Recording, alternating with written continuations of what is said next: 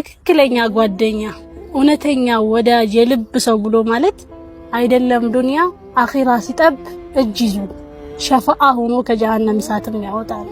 ሰዎች ሁሉ በሚጨነቁበት ምን ልሁን በሚሉበት ቀን ከጎን ቆሞ አለሁ የሚል ነው። በጌታቸው እዝነት ጀነት የሚገቡት ጀነት ከገቡ በኋላ ሁሉም የተሰጣቸውን ጸጋ እየተቋደሱ ባሉበት ጊዜ አንድ ሰው ግን ሰላም ያጣል።